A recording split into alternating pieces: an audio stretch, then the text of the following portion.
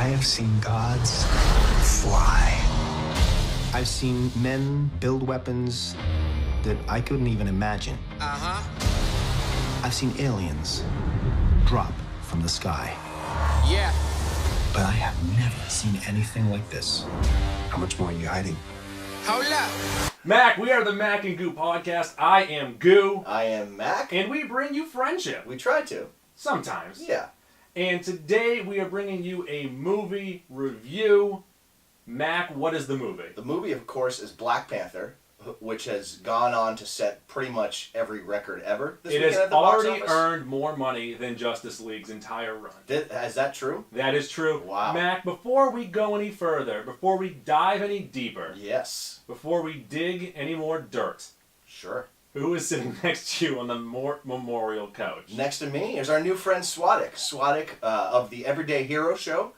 From here on, we'll be calling them Q the Nurse. I think that's right. easier. Q the Nurse, or Q, we like solo syllable names. One letter names. One letter names. So I just have to say, first and foremost, thank you so very, very much. I do appreciate being here.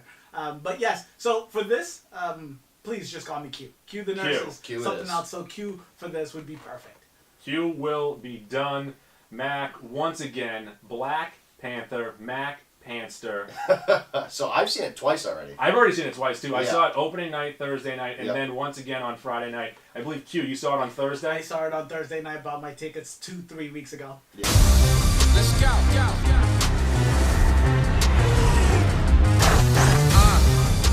We are home.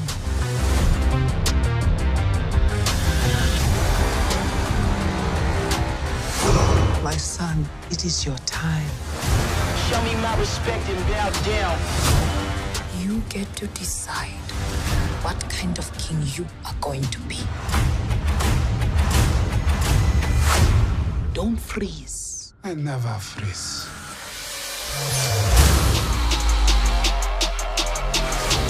The revolution will not be televised. Show me my respect and bow down. We own ya.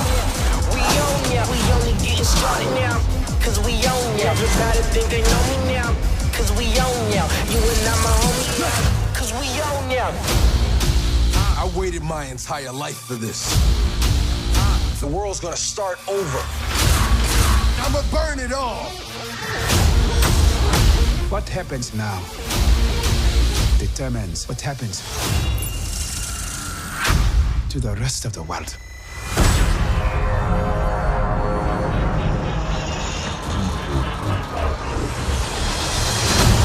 You will not be able to stay home, brother. You will not be able to plug in, turn on, and cop out. Wakanda forever! The revolution will not be televised. Let's have some fun.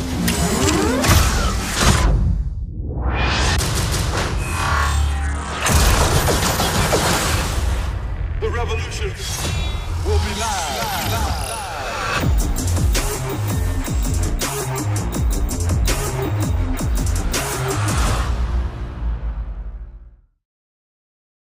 All right, so let's get into. We'll do some spoiler-free stuff for Black Panther for kind of as long as we can. We'll leave your milk fresh. Yeah, we'll let you. If you haven't seen the movie, we'll let you know when we're going to start spoiling stuff. We'll go spoiler-free for And for maybe the folks 10 at minutes. home who cannot see behind the curtain because we are talking into microphones and you are listening with your ears, not with your eyes, Q is also videotaping us right now for his YouTube channel.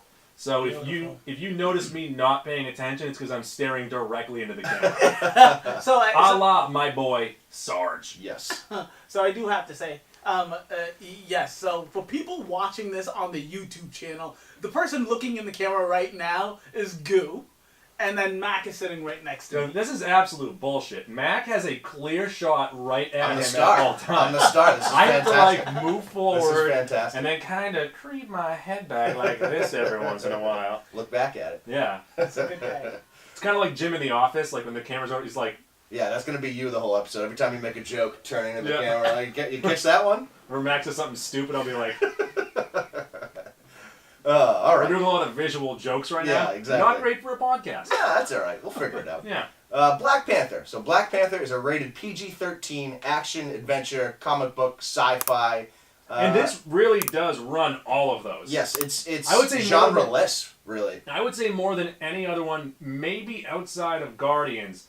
It's every one of those genres. It has a little bit of everything. Yeah. And the runtime is 2 hours and 14 minutes. Written and directed by Ryan Coogler.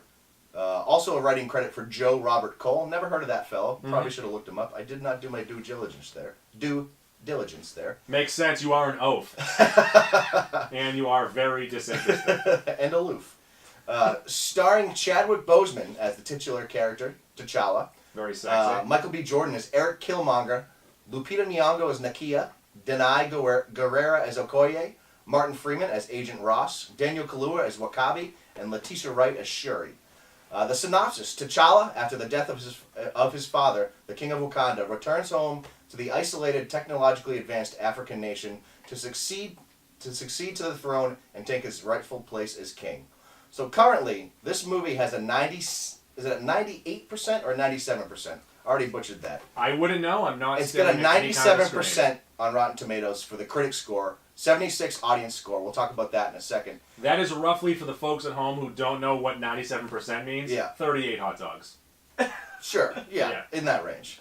And it's got an 88 on Metacritic, which is far and away the top superhero movie ever on Metacritic. I think the next closest one is Spider-Man 2 at 83. Okay, so Mac, right away, great pronunciation with all the names. Thank you. Congratulations. He was saying them to me earlier, and I'm like, wow, I can't pronounce any of these names.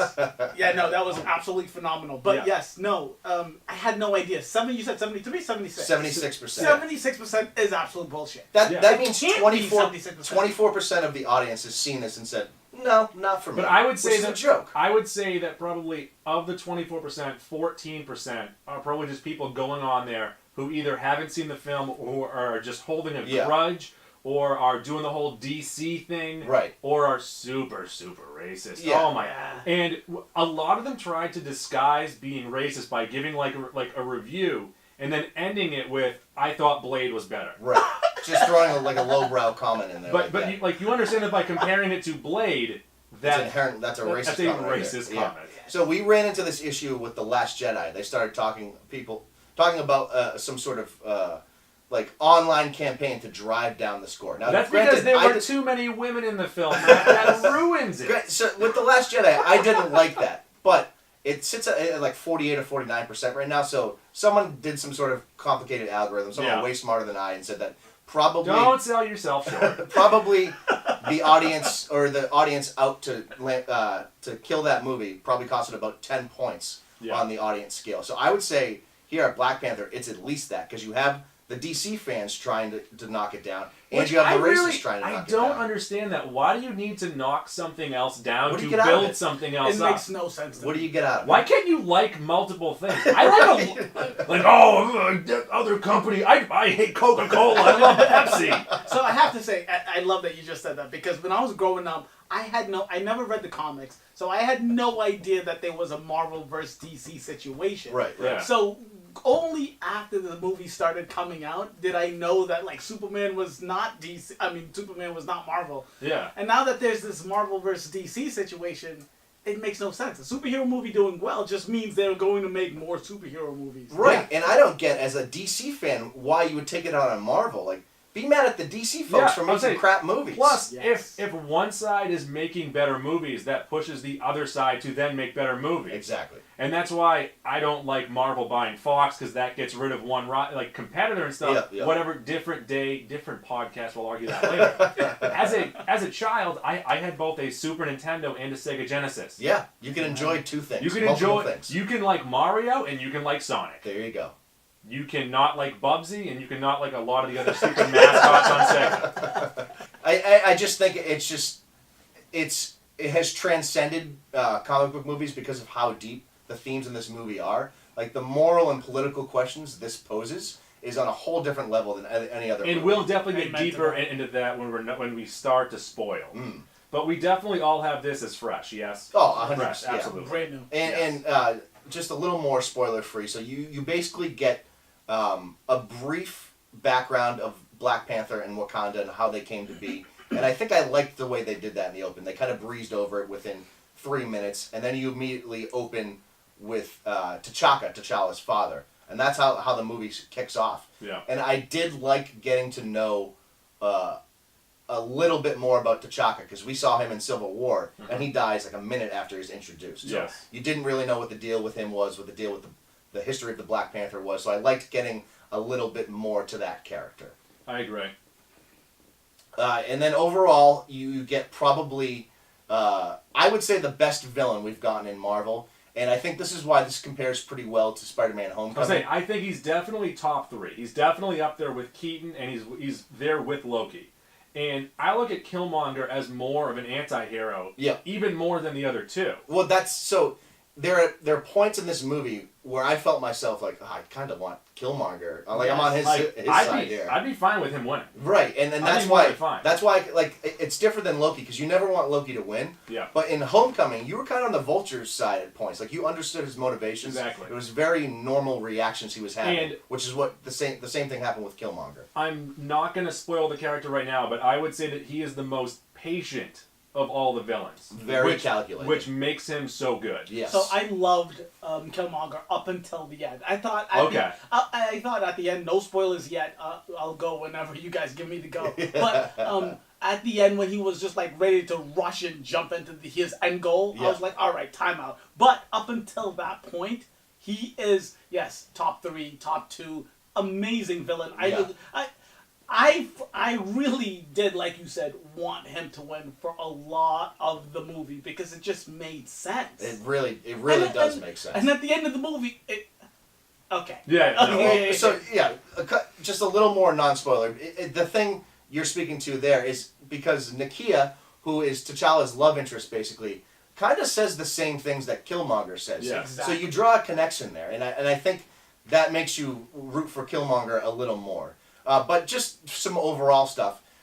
I think Coogler set out with a clear vision here. Yeah. He wants to make this a deeper movie. He didn't want to make a normal superhero movie. And obviously, he had done Creed, which was awesome. He's done Fruitvale Station, which I've never seen, but I've only heard good things about. It's like 1,000% on Rotten Tomatoes. Yeah, exactly. It's an amazing movie. So Coogler's obviously on his way up with Michael B. Jordan. They should make movies together forever. But the costume, the set design, everything was amazing. The visuals were amazing. And the score and the soundtrack by Kendrick Lamar, I thought perfectly complemented the movie. So, I think the soundtrack is amazing. And I no spoilers, I would have preferred some more of the soundtrack in the movie. Sure. I thought the score was good, but at times I was like, is this Star Wars? Well, I did get. I was just gonna say I got a bit of a Star Warsy feel to it. It had a very Star Warsy feel. But there's some Star Warsy elements in this movie. I was gonna say that this movie in general has a Star Wars feel to it, has a James Bond feel to it, has a Lord of the Rings feel to it. It has a ton of elements in there that just blends everything. This is their best sci-fi movie. Yeah, I would agree. I mean, because you got a little bit of what you got in Strange, where you get like a different reality, almost like there's an element of that. T'Challa's sister, Shuri. Shuro.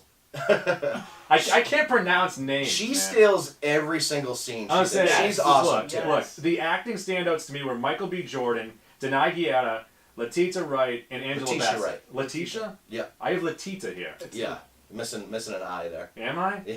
Well, that's what makes us different that makes us great. But I would say that, so they were so good, and I thought that Boseman was good in this. Yeah. But any scene with any of them, he was outshined. I agree with every time. I agree with you. Yeah. Like, I was semi-underwhelmed by him just when he was on screen with anyone else. Yeah, well, but it's because Michael B. Jordan was through the roof on every single scene. And Shuri's comedic timing, as well as like her upbeatness in contrast to Boseman's constantly like dwelling or something or down on something, makes you look at Shuri as the better character. I hope so much. I pray, Mac. I'm praying to the Lord God, I guess. Okay. That in Infinity War, they give her a ton of time with Tony Stark. And I think we're gonna get that. And I hope we get that. I'm gonna toss this out there right now. I wouldn't mind if when Stark dies, she becomes Iron Man. Well, we saw it. Amen to that. Yeah, we saw it Amen to in that. the Infinity trailer. Well, when she's doing like the right. Well, those are in the trailer, by the way. Right, the Infinity War trailer, we saw Tony Stark's bleeding edge armor, Yeah. which comes out of like the watch or the necklace or whatever, which is exactly a bit of a spoiler. Exactly what happens in Black Panther here. Yeah. We'll do more Infinity War stuff at the end. The sister is loved her. Yeah. The comedic relief. I think every time and like on point with everything she said. Yeah. Was just hilarious. Yeah. Every time, loved it. The only real non-spoiler negatives I would like to mention is I felt like Martin Freeman's Agent Ross just felt out of place the whole movie. He did. And I know that he was supposed to a bit, but he felt too out of place at times. He felt like, and I'm not trying to compare it to like other movies, but it felt like in like a house party movie when you would have like the white cop show up. Yeah. Yes. And he was just kind of like the goofy foil. Well, he was a goofy foil, And and like, his motivations aren't entirely clear either. Like, he just hops in immediately. Like, I don't know if he did or not, but at one point I could have swore he yelled "booyah" or something like, "Booyah!" So I have to say, I thought watching that entire movie, every time he popped up, I was like, he is the reason, like he's the connection to the rest of the universe. Yeah. I really didn't see he was necessary in that movie. That's actually a good point. Outside of him That's a good being point. the connection. And also, I think we got just enough of Andy Serkis before we started to hate Andy Serkis. Perfect amount of him. Perfect amount. And Yes. in the way he meets his end in the film was a great jumping off point. But side note, he's also kind of a really cool villain. Like, Yes, I he loved was. him as a villain. He was. But I looked at that as like, you don't want to steal the shine from Killmonger. Oh, here. yes. Like, the second half of that movie is Killmonger's movie, so that kind of had to happen there. Of course. And it was good that. Oh, yeah, no spoilers. Are we spoiling yet? Let's start spoilers. Let's here. start spoiling. Spoilers! I'm all about it. Okay, so I did have 3 things that I did not love about this movie. Okay, let's do the dislikes right away, and Okay. then we'll shine tons of light on the rest of the movie. Okay, so my number 1, and I think you might have brought this up, I'm not sure. Okay. But I thought the final fight scene between the 2 Black Panthers was very underwhelming. Oh, I disagree. I didn't much care for it. I liked that quite a bit. What I didn't like... I liked everything leading up to it with the Warriors trying to pin the Black Panther or with his sister trying to fight. I out in liked the field and on the hill. But when it was in the underground tunnel, I liked the dialogue back and forth, but the overall fighting, it wasn't even panthery. Like, it was swords. Well, here's how I look at that, is they're pretty similarly skilled, and they now have the same powers, the same Black Panther powers, the same suit. So what else are they going to really do there? Like, you can't... It's a completely balanced fight there. So they couldn't do all these outlandish things because the other person could do the same exact thing. So it actually came down to a hand-to-hand combat fight. I do not like fake deaths. What do you mean by fake death? Wait, As in, T'Challa was killed, All right. and then he came back. Okay. I thought, I really hate that. I really hate All right, hypnosis. I really hate cloning. Yes, I hear you. I hear you. So let me speak on that, because this is going to talk about a bit of what I didn't like. So I didn't like the first challenge fight scene between him and M'Baku. I thought the choreography wasn't very good, and ultimately the fight didn't seem that believable to me. But then what I realized, this more so on the second viewing, is all that is doing is setting up when M'Baku comes back into the movie and his motivations and how he saves T'Challa, because T'Challa saved him at the falls. Yeah. So I understand why it's in there, but I really didn't like the fight choreography there. It didn't sit well, especially when you watch T'Challa and Killmonger on screen. It's a much better fight than it is with M'Baku. Okay. So dislikes for me, I have to say. So the fight scenes were the fight scenes for me. I'm never just too picky about fight scenes, and I can't pick them apart as well as I'd like to. But they were whatever, right? They were whatever. They weren't the greatest part of the movie. What I dislike, when I mentioned it earlier, Killmonger is such a smart character throughout the entire movie. He becomes king of Wakanda, the greatest nation on the planet, right? Which, by the way, Dana was really upset that when she found out that Wakanda was not real. Oh, she thought it was real. Yeah. There's no way she thought it was real. She was very upset. So she's really mad that Wakanda and Sokovia aren't real places. Yeah. She thought Sokovia was real too. That's insane. Well, then she asked me about vibranium. I'm like, no, believe me, it's not real. Oh, man. That's hysterical. That's awesome. But yeah, so like, he's the king now. He finally is the king of the greatest nation on the planet. And right away, like, there's no strategy to getting over, doing his plan. Right. Yeah. I'm like, why? Because he's played the long game for, 35 years, exactly. 30 years? It isn't even like he threw him over the cliff and he's like, guys, I only have 3 days until he comes back. Right. Well, that's the thing. He's dead. He assumes he's dead. Yeah. So there's no rush to anything. Yeah. You're right, actually. Now I didn't really consider that. Now that we're talking about it, that does seem, it's so off with what Killmonger was leading up to that moment. It is weird. It's a very bizarre You know what? Now that you say that, I hate this movie. Well, but I mean, I guess the counter argument there is he's finally in power. No, and I he's know. waited 30 years. He for has this, waited for all this. So there is a little bit to that. Yes. Also, and so there were a lot of really good scenes. I don't think there was one standout scene.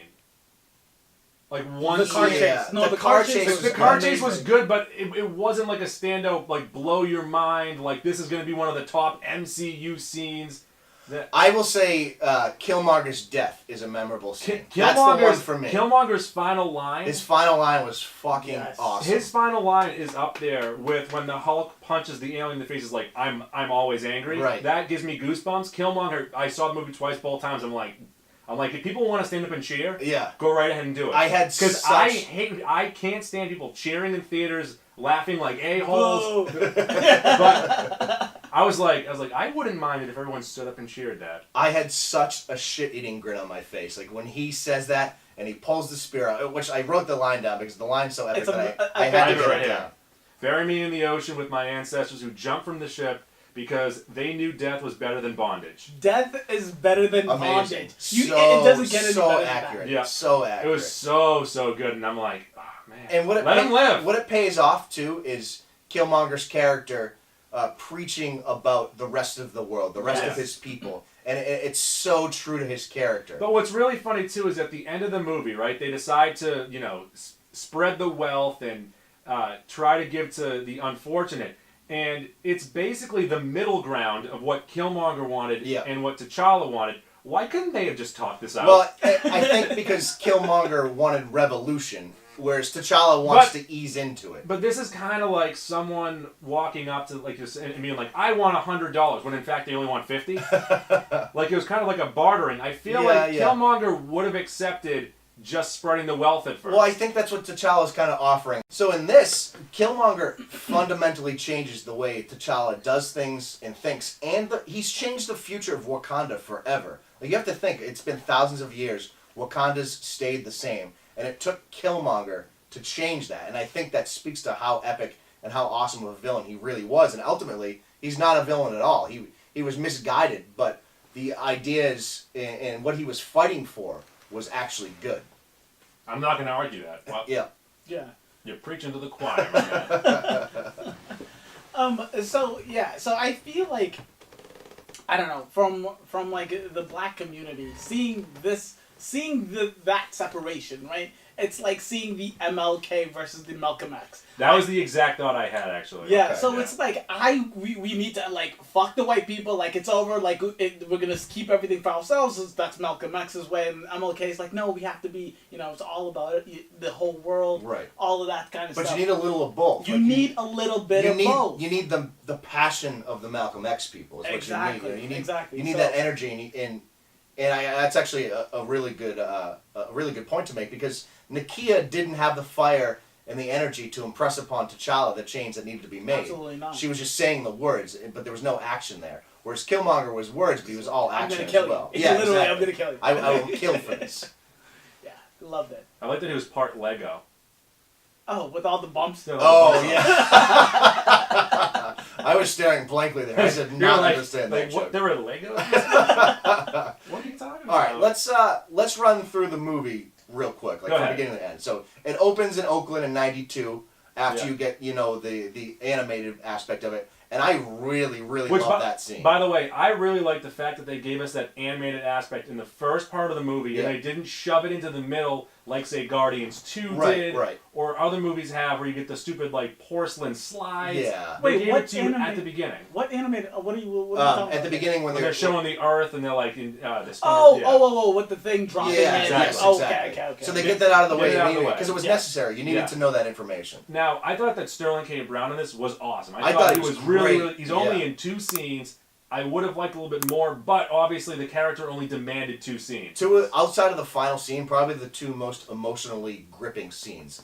When Killmonger goes into the astral plane. When he says to Killmonger, why aren't you crying? Or like, why aren't you sad? And he goes, people die here every day. Yeah. I was like, wow. Oh, shit. Man. Yeah, it was crazy. Wow. Crazy emotional. Yeah. Because Sterling K. Brown makes me cry on a weekly basis. So. Well, I last remembered him in The People vs. OJ, and he's playing such a different role there. And it was really cool to see him, like Killmonger. He was a little more... he wasn't as confident in it because he was doing it on the side. When he had his Wakandan accent, like he was like much bigger and brasher. When he had his American... he sounded a lot more like This Is Us. Yeah. So that's kind of how it was like, oh, it's just Randall up there. Yeah. And I really like that minor twist at the beginning that Zuri was actually his friend James. That was a really We cool should have picked up on it by the wonky eye. we should have known. That was the dead giveaway. By the way. Forrest Whitaker. I believe it says on his like resume right now. Old black guy that will die in film. That's what he's played in like his last 5. That's everything that he does now. It's like, crazy. He's like, I will die at the end of the second act. That is my job now. He plays such a similar role in Rogue One. Like he's a little more brash in Rogue One, but it's a very similar role. Speaking of Rogue One, he was kind of annoying in Rogue One. Breathing tubes and stuff. So you get the scene between T'Chaka, which by the way, old T'Chaka, does he have a glass eye? What is with his left eye? Drops down, right? Yeah, it's I never noticed it in I was Civil also War. really hoping that we would meet his father, T'Chaka Lot. You just keep adding to it? Jesus Lord. I'm done, people. Okay. That's it. Did you look at the camera on that one? Hit the subscribe button, guys. Oh, man. Amen to that. But what this scene also does is it reintroduces us to Ulysses Klaue, who we last saw in Ultron, and Ultron chopped his arm off there, so you know... Clean break. So we didn't get much of Klaue in Ultron. We get a lot of them in the first act here, and what we get from him is pretty great. And like I said, we got just enough, because he was teetering on that, you're starting to get annoying, but he was good for the amount that we got him. And the way he goes out, Killmonger killing him, was fucking badass. Perfect. And that was all... I did not expect it was that. all planned out to then take him, bring him down there to gain everyone's trust. Hey, I brought the guy back that you guys all wanted. I would have been on board with Killmonger and Klaue going in and tag teaming Wakanda. So when we got just Killmonger, I was like, damn, dude. When Killmonger killed his girlfriend, I was like, oh, let's do this serious. I was like, holy fuck. I was like, wait a minute. I didn't think he was that serious. Now, I'm pretty sure he's going to kill everybody. Right. Because before that, it was just a fucking museum scene. Yeah. And that was a great scene, too. So my first viewing through, I felt that the first act, and the first half in general, was a little slow. And I was the first act, what they kind of do, they just wanted to show you the beauty of Wakanda. That's kind of what it was. It's all introductions. Hey, we're going to Asgard. Yeah. You have to give all these new characters their introductions, which is essentially what the first act does. But the second time through, when you get Michael B. Jordan's first scene in the museum, I was like, oh, get back to Michael B. Jordan. I want more of this. So second time through, I felt more that the first half is a little slow because I already knew the characters. So it'll be interesting upon further viewings how that feels. He disappears for like 20 minutes. Yeah, for an awful long time, actually. Yeah. And I just kept looking forward to him getting back on the screen. He's a great character. Yeah. One fun fact about the end where they're setting up their Wakanda Center in Oakland, Ant-Man is set in San Francisco. Ooh. So maybe we get a little something there. Maybe. Now, did you like the comedy in this movie? I loved the comedy from everyone but M'Baku. I thought it was from really everybody forced. but M'Baku. Actually, you know what? I loved it from Shuri. You know what I didn't like too is like him freezing around women because that was a bit too Capish to me. Yeah, because they mentioned it, so then it was super awkward. Right, and if you was gonna freeze, they shouldn't have. They made it such a big deal, and the sister asked after they got back, like, "How the hell did you know?" It's like a whole thing. Yeah. It's weird. Plus, so they went out, right? Mm-hmm. Did he just freeze every day when he would see her? It couldn't have been that. He's been around women before, right? And I guess ultimately at the end he doesn't freeze. He goes in for the kiss. So that's another good thing, I guess. Yeah. I don't know.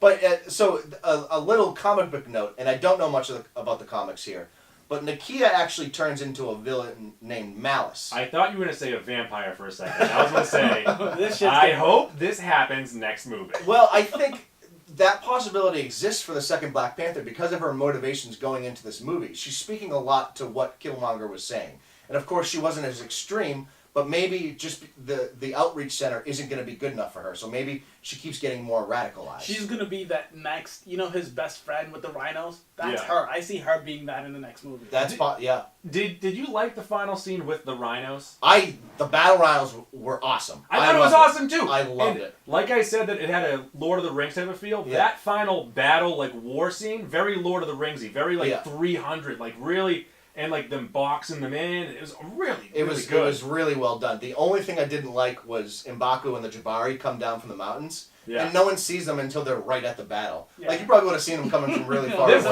They're very large. Yeah, you wouldn't miss them. You wouldn't miss them. No. But with that battle scene, I noticed that battle scene. And obviously it's a thing, and now that I'm thinking about it, it has been a thing. But... don't poke another hole in this movie, right? No, it's always in the light in the Marvel movies. And in the DCU movies, it's in the dark. True. And I like the light. Well, it's a movie, and you can actually see what's happening. Well, I was going to say, yeah. I think you can get by with wonky CGI when it's darker. And I think that's what DC tries to get away with. Because when it's lighter, don't try and bring down one property to build another one. Son of a bitch. Mac is in Marvel's pocket. Mac gets paid by the Disney Network, folks. That's what Mac does. He caught me. But getting back to the central core of this movie, it really is like the moral and political questions it poses. Because it really takes Wakanda and paints it in a similar picture to America in some respect. Like, they're basically saying Wakanda can and should help other countries. And that has a real lasting impact on maybe a young mind watching this movie. So in that respect, it is so much more unique than any other movie they've given us in the MCU. Like, Coogler really had a vision. He set out and he executed it perfectly. Yeah, so just going on the premise, because the premise is huge in the movie, and this is what it separates from the rest of the superhero And I think movies. the premise is the biggest thing about the movie. It is. Almost more than anything else. Yeah. It definitely is, because it's so relatable.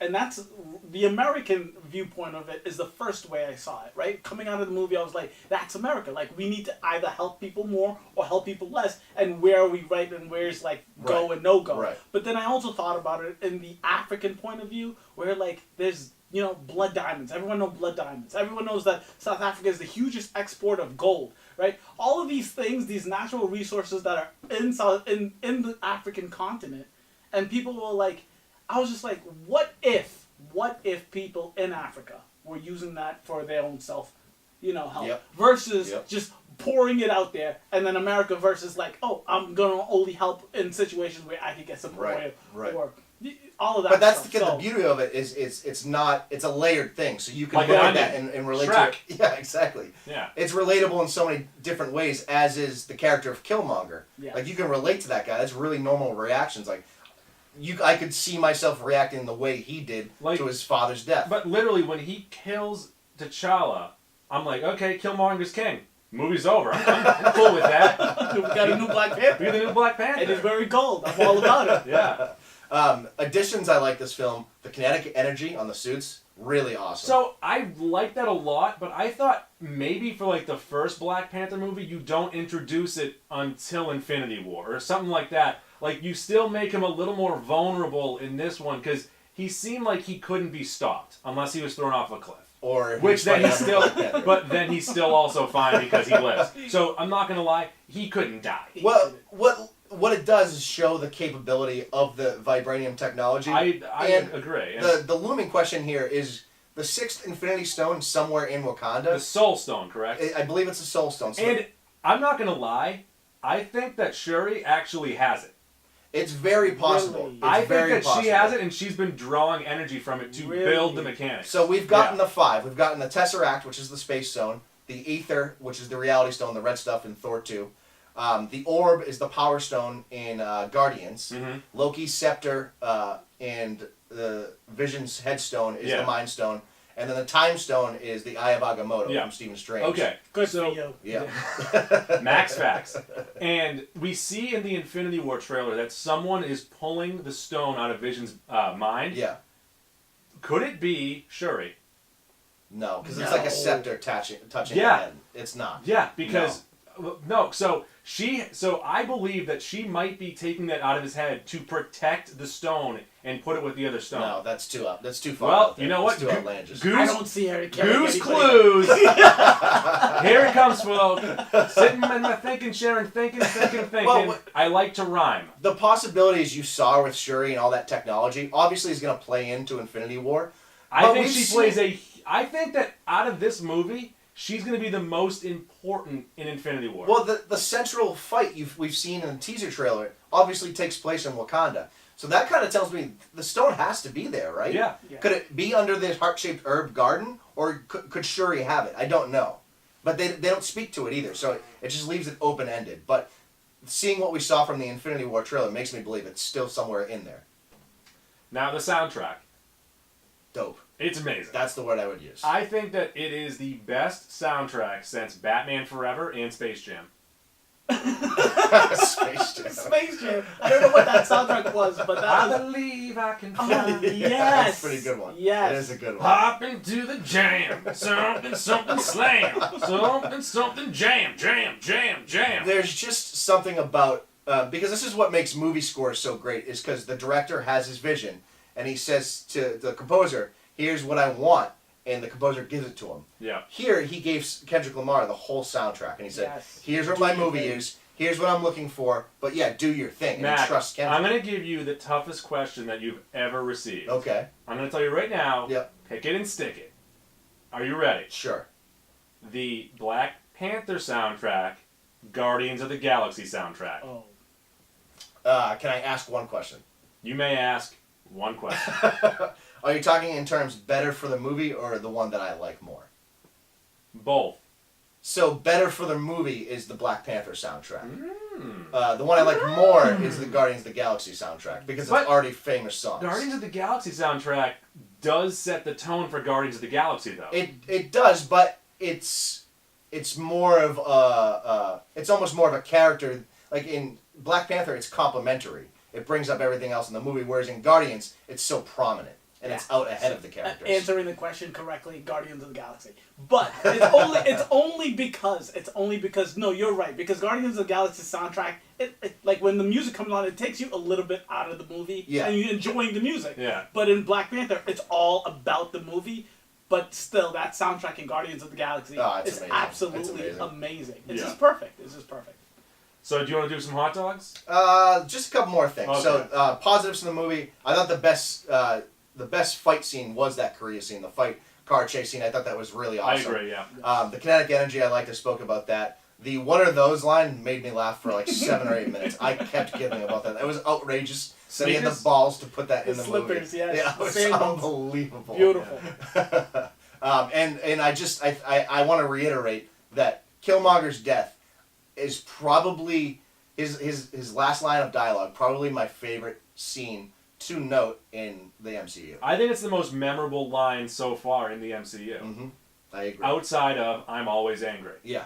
I'm always angry. Love that scene. Yeah. Love that scene. So positives for me in the movie, just the premise. The premise for me, I mean, it's everything to me. I think that premise, it reaches people. It's the thing that's pulling people in. It's the thing that's having people rage about the goddamn movie. Yeah. So I absolutely love the premise. But like when I'm going to pick scenes or parts of the movie, just the costume design through and through. Yeah. I'm not a huge fan, so I have to say I was praying like, God damn it, T'Challa, please pick the gold one. I'm not a big fan of the purple Black Panther suit, but I appreciate it all. Just the costumes in general, the entire movie. I mean, like, if you are watching this, you see the shirt that I'm wearing. I wore... Once again, great visuals for a podcast. But, the costumes I thought was beautiful. The tribal aesthetic, I felt like they really nailed it. Matt is actually sitting here in a full tashiki. Well, the tribal drums, too, were, like, stuck in my head and still, like, just bobbing through the whole movie. I'm almost certain great. that you have tinnitus. I don't even know what that is. The ringing You're a in the nurse. ears. The ringing in the ears. By the way, you're a nurse, and people have told me this. How many times a day should one poo? Oh, so the most you should be pooing is 3 is that number where if you're doing 3 or more, it's a problem. 3 or less is okay. All right. It's okay So if you're doing 3 3. or less. The answer's 3 3. is that number. Okay. Right in the middle. We'll talk after the The show. make or break. Now, I would say that my biggest issue, as a white person, there weren't enough white people in the movie. I didn't know who to root for. And at certain points, it made me feel stupid, and I don't much care for that. I also have some post-Black Panther questions. You want me to wait until we finish the hot dogs? No, do those first. Okay. With Wakanda now opening up their knowledge and technology to the rest of the world, how is this really going to affect, like, the MCU as we know it? Well, if the Avengers now know that there's a ton of vibranium in Wakanda, Yeah. you're going to see this in Infinity War, where, like, Cap now has those 2 shields. I'm assuming that Like the those are arm gauntlets? vibranium. Yeah, gotta be. And I would almost assume that now that they know this, you're going to see vibranium in a ton of their suits, a ton of their weapons, and everything, because, I mean, they only had little pieces of it, and they would always use it, like, immediately. Another question is, where the hell is the Soul Stone? If you don't think it's in Wakanda, where the hell could it be? Shuri has it. Shuri Okay, has it. Shuri yeah, has it. What color is it? It's purple, right? I think it's orange? I think it's purple. I don't know. I don't know. Did you read the comics? Because why do you think I it's don't Shuri? I don't know understand how why to you think it's read. Shuri. I don't know how to read. I don't know why people don't understand this. If I was a betting man, and I am, I would wager that it's in Wakanda somewhere. And she has it. She might be utilizing it. I think she's utilizing it. Yeah. Anyone that's utilizing a stone, I feel like ends up either being bad or getting killed, and I don't want either of those things happening. That's true. That's a good point. All right, let's get to some hot dog scores here. Okay. Do you want to do the overall movie? Let's do the characters first. Okay, you can run the character gauntlet. Let me find the Do you wanna- character. do you wanna blow Let up? me find the character gauntlet. Let me try and pronounce these names. Let's start with the titular Black Panther, T'Challa. I have him at 34 hot dogs. I think he was very competent. I think he was very good. Yeah. I just think that when he was on the screen with other actors that stole the show, there were 4 or 5 of them, he was a bit overwhelmed. I actually agree with you. I was thinking 34, 35 in my head. You said 34. I'm going to agree with you. 34 hot dogs. So, hot dogs. 34 out of 40. 30, what? So it's a 40 hot dog 40. system. Oh, So okay, 40 hot dogs basically system, okay. anything to 30. Let's go ahead and tease this real fast. Hey, gang, we are the Mac and Goo Podcast, and we rate things on a 40 hot dog system. One summer, Mac ate 40 hot dogs, and since then we have adopted that, so now we do everything in 40 hot dogs. Beautiful. So essentially, if you're looking for a range here, 30 plus is generally pretty good. I'm actually wearing 40 hot dogs in my sweatshirt right now. 25, MacandGoo.tpublic.com. 25 to 30 is like a meh. And then like anything under that is like bad to really bad. Yeah, Work percentages in your head. Math and goo. Yes. Yeah, so I'm going to say 30. 30. He's 30, Okay. just because Wow. I found out everything that I know and after this movie knew about T'Challa in Civil War. Like there's true. nothing really new about him. That's true. He's a good guy, but the movie was about Wakanda. It wasn't about him. No, Yeah. you're right. You're right. Killmonger. I give it 40. Easy 40. 40. 40. Easy Done. 40. Done. 40. Easy. Agreed. And we've already S'd his D enough. We're not going to talk enough about that. So we didn't actually speak about this, and I'm glad we're doing this because it jogged my memory. So Okoye in the film, she's in that little hologram when it's T'Challa and Wakabi, and she calls Wakabi her love. So obviously they have a relationship there, and that's like barely ever revisited. He seems like he's man enough to take her. So that bothered me that they never revisited that. Like they make the point of mentioning it, and then it wasn't in the movie. You know what? Now thinking back to it, right? You can tell that he put on weight for this movie. Kahlua? Yeah. Yeah. I think it was so that you would believe that he would be able to take her. Maybe, but he also had a lot of clothing on. So He did. Yeah, he that's just true. have a lot of clothing That's on. true. By the way, sorry, but okay, the first ceremony when he became the king, like it was so big and like everyone was so excited and stuff, and then during the second battle, people seemed so unenthusiastic about the whole thing. That's true. And Kaluuya's face when he's shaking his His shoulders, little shrugs. he looks so upset. I laughed in the The theater. unintentional comedy like- was great. He's It was like great. this, rolling his eyes. That was pretty good. You're Yeah, right. the olive shake was really Yeah. good. He's like, all right, we just did this. But you don't think at the end when he was like when Okoye was like, "Are you actually gonna kill me?" You don't Right. think that was? No, I think that was where they were calling back to it, but I wanted to see because those are like more. two of the top like 5 Wakandans essentially there, Yes. and we didn't get any other interaction between them outside of that final battle. I just wanted a little more there between them. I got Ross at 32. Tops, maybe even 30s. But yeah. but I liked Okoye. I'll give her. I gave Lupita 38, so I'll give her also 38. You're just doling out dogs right now. I'm telling the supporting cast is what carried this movie. All right. Once again, Ross like 30, 32. Like, I didn't. I'm gonna give him like 22. Woo! I was annoyed with him pretty often. Saving them dogs with the I did not. I didn't. He didn't jive well with me. Okay. I'm gonna do 28. He wasn't horrible, but he was there. Talk about 40 hot dogs at Shuri. Yo, another 40. easy 40. 40. Another easy. She's one of my favorite characters. And she was awesome. I forget where I saw this, but she's one of the best Disney princesses. Ooh. No, she's not a Disney princess. Yes, she is a Disney princess. She's in a Disney movie. Technically, and she's a princess. I hope they don't go that route with her. I hope they don't like Disney fire. You know what I mean? Like she's a badass. She's a certified badass. If I am when Disney, she comes out in because, that makeup and the gauntlets, that was fucking awesome. Because when Disney got a hold of Star Wars, they were like, we finally have a badass princess in Princess Leia. Okay. If I'm Disney, I'm doing the exact same thing with her. So I have to say, just because we're on this topic, this movie made me so much happier with the woman power more than Wonder Woman. It actually was. I mean, because in Wonder Woman, it's an entire female island. In this movie, it's everybody, but the woman just controls shit. Yeah. Period. I mean, the whole royal guard are all women. All women. Plus, by the way, not that I was complaining about Wonder Woman's outfit, but these were much more sensible. Exactly. Very true. I'm actually going to bump Okoye up to 40 because when I went back and watched the second time, her spear skills were unbelievable. She whips that thing around like nothing. That was actually super impressive. When you rewatch it, watch her skills whipping that thing around. I'm giving her 40. Mac is also a champion of black females. I am. Yeah, that's the title I have around here. Good man. Now, Angela Bassett, I couldn't figure out a hot dog rating for her, but I loved her in the movie. Because she's like, I wanted more, actually. I wanted more. She's not in a ton of it, but when she's in there, she's like awesome.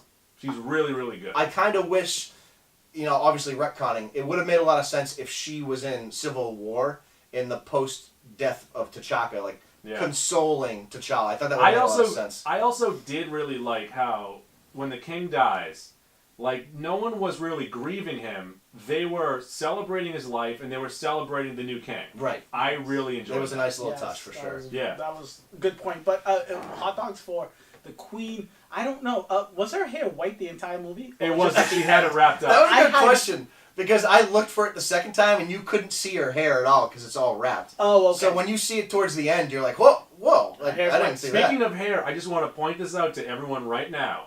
I have the white guy version of Killmonger's hair. Yes, you do. Yeah, I guess you do. I guess you do. If you could dread that up, you'd be Killmonger. Batty did offer to dread it up, and I'm like, I don't his think I hair, can pull it off. His hair was one of the coolest aesthetics early on in that movie. Like, it just I actually, fit him no, so it did. well. Then I also liked at the end where they tied it back. Yeah. Oof. Speaking of which, Michael B. Jordan is quite the hunk. Yeah, he really got gassed up for this. I mean, he is gigantic now. Yeah. He's going to look great in Creed. He looked great in Creed last time. We've already gone over our dislikes. We've done the mid and post-credit scenes. Anything? Oh, the hot dog rating for the movie. For the movie, the overall rating. The movie. Yeah. I will save mine for last. Okay. I'll go first. Let's have the guest go first. Mac, do you have any manners? Sorry. Q will go first. So, hot dog for the movie. I said it's easily top 3 in the MCU universe. So, I just have to say, 39. 39. 39. That's 39. And the movie was fabulous. Loved it. So I think the first time that I saw it, I'm sorry to cut you off, but I'm going to do it anyways. Yep. I think I had it around a 38. And then after seeing it the second time, it dropped down to a 36, just because I can kind of pick up certain things in there. Okay. But I'm right around 36 right now. So my first time, I had it at about 39. And to give you a point of reference, I have Guardians at 40 and Thor Ragnarok at 39. After seeing it a second time, because of how slow I felt the first act was, I'm going to take away one dog because I just wanted Michael B. Jordan there. So I have it at 38, my number 3 movie in the MCU. I have it at 36, and that is my number. Well, Mac, I believe that's pretty much it for this movie. That'll do it. We're now leading into Infinity War. We've pretty much touched on all the things we think will happen from this movie into the next one. Yeah. Do you think that Cap starts out in Wakanda in the next movie, or do you think he's in hiding somewhere else? So I think they're going to have to probably open with some Wakanda-based things because of the technology. So I think immediately you're going to get Wakanda, you're going to get Iron Man, and how that plays in, because once Tony Stark is aware of the technology here in Wakanda, he will he's admit gonna go that he right wrote there. the Sokovia book. Right? I know! And from there, I think that's maybe how he figures out where Cap is and where Bucky is. So I think that's probably how you start with Infinity War. You'll probably get a lot of Thanos early and often in Infinity War too. So I just hope that movie's 5 hours long. So yeah, because I did hear that they cut Infinity. So Infinity, is it a 2-movie? So or is it a 1 movie? originally, when they announced it used the to be phases, part 1, part 2, but Yeah. now it's going to be Infinity War, Avengers 3, and then Avengers 4. Yeah, so it's going to be probably a similar storyline, but it's no longer going to be called Infinity War Part 1 and Infinity War Part 2. It's just Avengers 3, Avengers 4, and the 4th one is currently untitled. Exactly. And I mean, I think that you're going to see a lot playing into the Wakanda weaponry and all that stuff. And I'm telling you right now, I think that Shuri's going to play a huge role in this, especially if Stark gets killed in these movies, because she's going to be the new tech person. Yeah. And I mean, if you want to talk about potential deaths in Infinity War, Iron Man or Captain America have to die, if not both. Yeah, so and I think that's a great possibility. We've also already seen a ton of the weaponry that'll be used in Infinity War because of the toy lines. Spoiler alert, we've already seen Thor's new hammer. It's pretty dope. Probably vibranium. Possibly, yeah. If it's made on Earth, it'll be vibranium. And then we've already seen Cap's like 2-hand shield things look awesome. So I'm really looking forward to this movie, and pretty much anything that I look forward to disappoints me. Oh no! Were you looking forward to Black Panther? Black Panther did not disappoint me. Pretty much everything prior to that. Just disappoints me. I was told that I might be depressed. I don't know. So just looking forward to Infinity War. I agree with the majority of you, but like with the majority of what you guys said, Captain America, I really want him to be my favorite hero. But he's just too goody two shoes. He's always doing the right thing. And he used to be goody two shoes. He still still is the He's transitioned, but much like Caitlyn Jenner. What I don't like about his transition is that he's done it all for Bucky, which I really hate. It's the best love story in the series. But it's not anything they've developed at all. So they've clearly developed that. I just he changed his whole character identity for Bucky. Yeah. Which So I it really wasn't don't like. for Bucky. It basically was. And I don't... Because he was getting stabbed in the back and they were doing stuff. So it wasn't just for Bucky. It was mostly for Bucky. Because of how the government was treating him. Right, but also mostly because the government wanted to kill Bucky. But it was also because it was ass backwards from how it was in the 1940s. Yeah, no, but what's that movie? What's the Captain America's movie? Winter Soldier. Winter Soldier. In Winter Soldier, it's like all of S.H.I.E.L.D. has gone against Captain America's way. Right. And then in Civil War, it's like, okay, it's split between the two. But I don't think that he changed his entire way. I think it was just that moment in time where it's like, Bucky's a good person, it's like bad things happen to him. So I think actually that Captain America dropped Bucky off at Wakanda, and then he's like, I can't let the rest of my crew in Civil War be in jail, so I have to go hang out in jail with the rest of them. You think he hands himself into jail? Maybe he does do the honorable thing. That's possible. Because you know that's his way. If he does that, I'm on your side. That's pretty good, actually. Yeah, I could see him doing the honorable thing in his eyes and going and sitting in jail. Oh, you know what else was a great line was in Civil War when Cap was like, give me that shield. That's my father's shield. That's really good. That's too. actually in Civil War. There's in the chase scene between Black Panther, Bucky, and Cap. The Iron Patriot comes down. What's his name? Cheadle. What's his character's name? The Iron Patriot. Well, he was War the Iron Patriot, then War Machine. War Machine lands. War Machine, who should be dead. Yeah. He definitely should He be says dead. to Cap, "Congratulations, Cap. You are now a criminal." So that might be paying off right there. Well, he might actually turn himself in. I think he's a war criminal or something. Man, I'm looking forward to this movie. I'm very, very excited. The problem very is aroused. the last movie I was this excited for, talking about Infinity War, The Last Jedi. was The Last Jedi. And Which, I was by so the way, sorely there used to be a disappointed. poster for it right there where Mac and Me is right now. Yeah, and it's Oh, now no. gone. It has I been just had to covered stare up. at it for months and months because we bought that like 3 months before the Damn. movie actually came out.